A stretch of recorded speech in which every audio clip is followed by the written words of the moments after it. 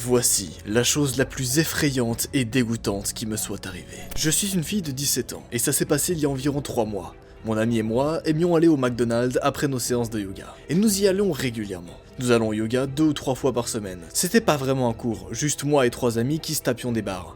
De temps en temps, une amie, Olivia, nous rejoignait. Mais elle ne venait pas toujours, surtout si elle n'était pas d'humeur à faire du yoga. En général, on passait au-dessus et on faisait sans elle. C'était devenu une routine depuis quelques semaines. Nous avions toujours hâte de manger après, et nous mangions mal, en général. McDonald's était mon petit péché mignon, et ce n'était pas prêt de s'arrêter. En général, je n'y allais qu'après le yoga, et j'avais hâte d'avoir cette occasion. Mais l'expérience que j'ai vécue ce jour-là était horrible. Tout ce que vous allez voir est évidemment basé sur des faits réels. Les 2 histoires qu'on va voir dans cette énorme vidéo se sont donc passées au McDonald's. Je pense qu'évidemment que toi comme moi, tu connais le McDonald's, évidemment. Mais est-ce que tu sais que parfois il se passe des choses vraiment bizarres là-bas? Regardez bien. J'étais assez régulièrement au McDonald's et je commençais à reconnaître les gens qui y travaillaient. Je ne leur parlais pas, mais je connaissais leur visage assez pour savoir s'il y avait un nouveau dans le staff. Et c'est exactement ce qui s'est passé ce mercredi après-midi. J'ai remarqué ce type avec les cheveux fins. Il avait vraiment un visage terrifiant. Je ne saurais même pas le décrire.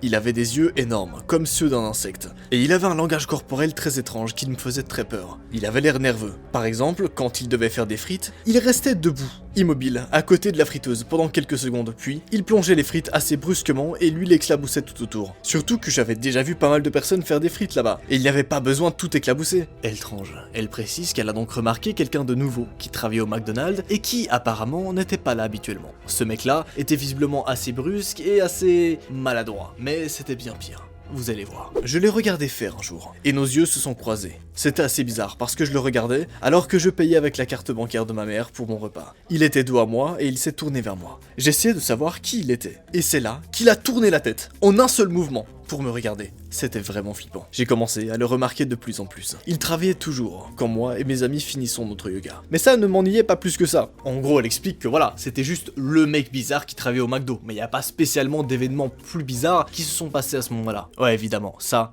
c'était que le début. D'autres amis à moi avaient aussi remarqué que ce mec était un peu bizarre. Je me souviens d'un jour en particulier. C'était le week-end, parce que je me souviens que je n'ai pas eu de cours ce jour-là. Moi et mon ami venions juste de finir une excellente séance de yoga, et nous avons foncé au McDonald's. Nous avons commandé notre repas et nous attendions depuis quelques minutes. C'était plus long que d'habitude, mais c'était pas vraiment un problème. Nous n'étions pas pressés. En revanche, c'était vraiment étrange. Les gens qui travaillaient là-bas n'avaient pas l'air occupés, et nous étions les seuls à attendre notre repas. Il y avait une autre personne qui avait déjà commandé et qui mangeait, alors qu'elle a commandé après nous. Il y avait personne au drive, et je trouvais que la situation était vraiment chelou. J'avais vu que l'homme étrange travaillait ce jour-là, mais je ne l'ai pas vu très longtemps. Il est allé derrière un mur, je ne pouvais pas le voir, mais je ne savais pas pourquoi il faisait ça. Nous avons fini par avoir notre commande, et nous nous sommes assises pour manger. En général, je commence par manger mes frites, et après je mange mon hamburger. Rien de plus banal, hein? J'adore cette série. Tu sais, cette série où on prend des affaires réelles, on les décortique et on en fait des animations. Qu'est-ce qui va se passer ce jour-là? Qu'est-ce que la meuf va retrouver dans sa commande? Et dans tous les cas, mes petits cookies, j'espère que vous êtes bien installés, que t'es bien sûr abonné à cette chaîne YouTube. Prends tes petits popcorn et on est parti pour un épisode d'histoire réelle animée. Dans celui-là, au planning, 2 histoires réelles en rapport avec McDonald's. Je sais que c'est un truc que tu connais, qu'on connaît, voilà, tout le monde connaît, donc je me suis dit, c'est parfait pour en faire une bonne grosse vidéo d'animation. Bref, assez parlé. C'est parti.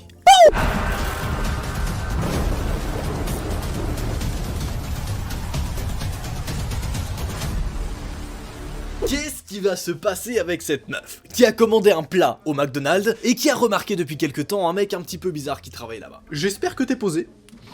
Qu'est-ce que... C'est marrant ça. C'est marrant un petit peu. Je vais continuer la suite de la vidéo. Dans le plus grand des calmes, vous inquiétez pas.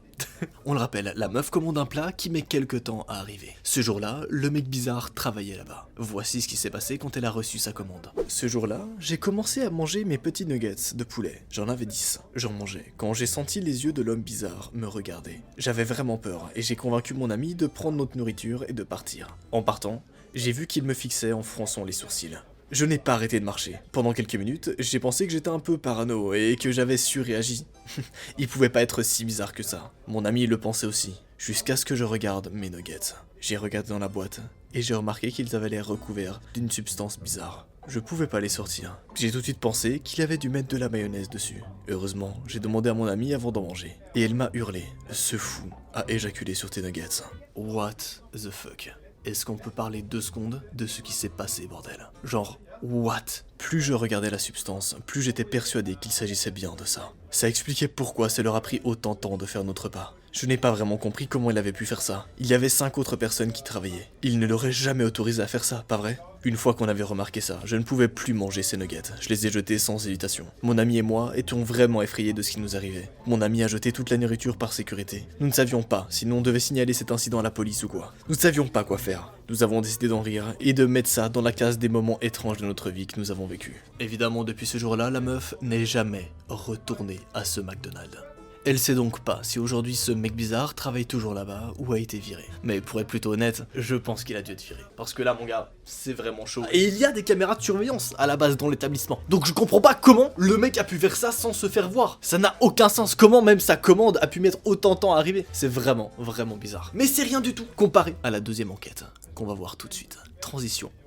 L'histoire que vous allez voir est 100% réelle. C'est arrivé la semaine dernière. J'ignore comment je pourrais commencer cette histoire horrible. Mais voilà, je suis un homme de 22 ans. Je vis avec ma fiancée. Nous avons un bel appartement, mais nous cherchons à acheter une maison. Je sais, nous sommes un peu jeunes pour cela, mais nous avons tous les deux de très bons jobs après l'université. Et nous préférions nous installer rapidement pour en finir vite. Ça paraît un peu vieux jeu, mais je m'en fiche. La grand-mère de ma fiancée a une maison et personne ne vit dedans. Elle était vide depuis environ 1 an, à la mort d'une famille. Personne ne voulait l'habiter parce qu'il y avait beaucoup de travaux à faire. La peinture au mur, refaire les sols, etc. Pas mal de choses comme ça. Ce n'était pas si horrible à l'intérieur, mais il y avait quand même des choses à faire pour y vivre bien. Et c'est alors qu'ils vont se dire, bon, pourquoi pas acheter cette maison? Donc ils vont aller parler à la grand-mère de sa fiancée, histoire de, voilà, discuter, si on peut racheter la maison, si on peut, voilà, la prendre, t'as compris. Il faut que j'enlève ça. Mais j'ai envie de le garder, je m'en bats les couilles.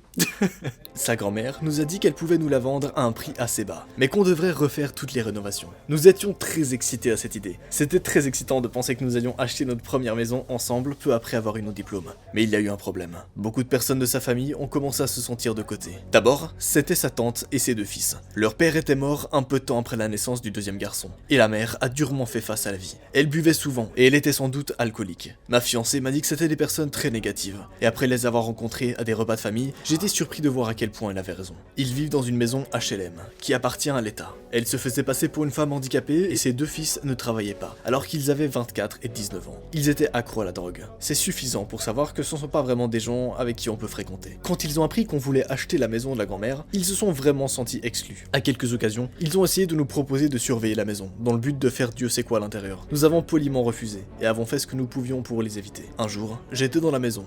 Ma fiancée travaillait, et je travaillais à distance, donc j'étais seul. Je suis juste sorti chercher une limonade, quand j'ai vu quelqu'un à la maison. C'était assez inattendu. J'étais prêt à confronter un potentiel cambrioleur, mais j'ai remarqué que c'était le cousin de ma fiancée qui essayait d'entrer. Il a été surpris de me voir, et il s'est pétrifié 1 minute. Je lui ai demandé ce qu'il faisait, et il m'a dit qu'il avait vu une voiture qu'il n'avait pas reconnue dans l'allée. Je lui ai dit que c'était ma voiture, et il est parti sans aucune autre explication. Étrange, n'est-ce pas? Qu'est-ce qu'il voulait ce mec? Pourquoi il est venu comme ça, hein? Alors qu'il s'en allait, je l'ai entendu nous maudire dans sa barbe. C'est à cet instant que j'ai commencé à sentir comme si nous devions nous inquiéter de quelque chose. Ne pas se sentir en sécurité dans sa propre maison est le pire sentiment qu'on peut avoir, spécialement pour 2 jeunes qui viennent d'avoir leur diplôme. Et l'idée qu'on ne pouvait pas être en sécurité nous a ennuyés. Je ne comprenais toujours pas ce qu'il voulait en réalité. Et il avait clairement pas l'argent pour payer seulement la taxation d'habitation, et dehors du reste. 2 semaines sont passées sans aucune confrontation. Je m'étais convaincu qu'il allait enfin nous laisser tranquilles. J'avais tort. On apprend donc d'abord dans cette histoire qu'il y a un mystérieux mec qui apparemment veut quelque chose avec cette maison. Il voit la personne qui habite là-bas et je sais pas, le gars est bizarre, mais on sait pas trop ce qu'il veut, et surtout il a pas vraiment d'argent, il habite dans un HLM et il est un peu solo quoi. Mais n'oubliez pas, la mécanique de cette histoire, le McDonald's. C'est quoi le rapport, hein, avec tout ça? Tu vas voir. Un jour, nous sommes allés au McDonald's. Cela fait exactement 1 semaine. Ma fiancée et moi avions juste envie de sortir un peu tous les deux. Vu que nous étions sur le point d'acheter une maison, nous ne voulions pas manger dans un restaurant trop cher. Donc aller au McDonald's nous semblait logique. À ce point de l'histoire, je dois vous expliquer quelque chose à propos de ma fiancée et moi. Normalement, nous sommes des personnes très sérieuses. Nous travaillons très dur et nous sommes assez accros à notre travail. Mais quand il nous arrive de nous amuser, nous ne faisons pas semblant. Donc nous faisions un peu les fous quand on s'amuse. Je vais droit au but. On jouait un peu dans la piscine à balles du McDonald's local. On adore faire ce genre de bêtises et on se fout pas mal de ce que les gens pensent autour de nous. Nous jouions depuis bien 5 minutes lorsque son cousin est aussi entré dans le McDonald's. Rappelez-vous, son cousin c'est le mec un peu creepy, hein. C'était un peu étrange. Il est entré en nous regardant. Avant d'ouvrir la porte principale, ses yeux étaient fixés sur nous. Son regard était lourd. Ma fiancée a vite compris que quelque chose n'allait pas quand elle a vu l'expression de mon visage changer. Et elle a cherché autour ce que je regardais. Nous avons alors les deux vu son cousin faire le tour de la piscine à balles.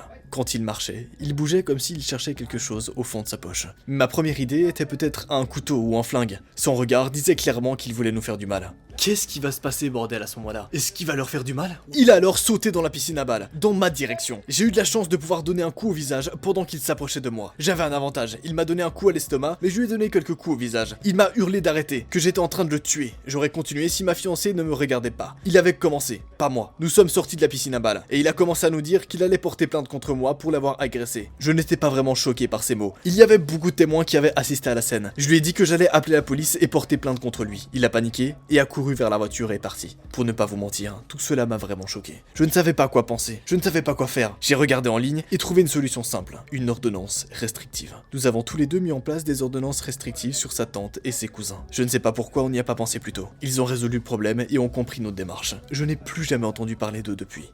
Mais la vraie question qu'on peut se poser dans cette histoire, c'est qu'est-ce qu'il voulait? Pourquoi est-ce qu'il a soudainement sauté dans la piscine à balles? Est-ce qu'il avait un couteau dans sa poche? Est-ce qu'il voulait l'assassiner? J'en sais rien, et dans tous les cas, c'est vraiment chelou. Heureusement, le mec a réussi à l'intercepter et à l'arrêter avant qu'il se passe quoi que ce soit. Sur ce, j'espère que vous avez kiffé cette affaire étrange. Oublie pas de t'abonner et de rejoindre le Cookie Gang. Bien sûr, tu peux mettre ta photo de profil qui s'affiche maintenant à l'écran. Prends une capture d'écran ou alors clique sur le premier lien en description. C'était Noah. Allez, salut!